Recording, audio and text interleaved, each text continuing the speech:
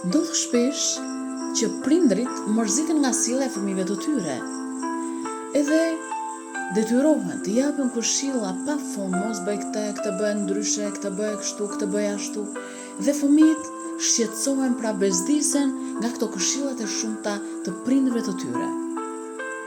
Dhe çfarë të bëjnë prindrit në këtë rast?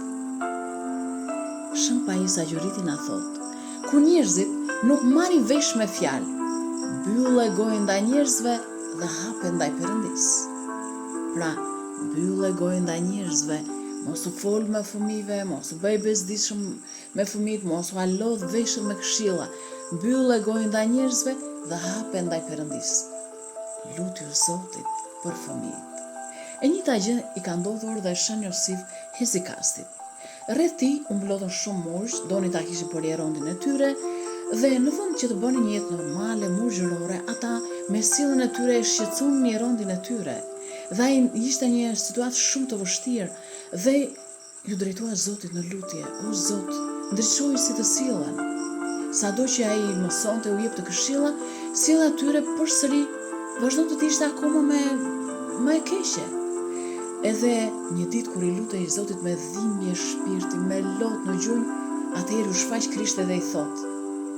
Zbret Krishti nga kryqi dhe ai sheh Krishtin duke zbritur dhe i thot: "A nuk sheh sa kam vujtur unë për ju lart mbi kryq?" Dhe ti thot: "Kaq shpesh të humbi durimi, kaq shpesh të sos durimi."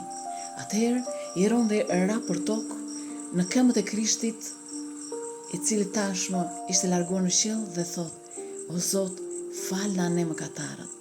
Dhe që nga ajo ditë, murgjit filluan të kishin një sjellje më të mirë dhe i rondi ishte me paqe.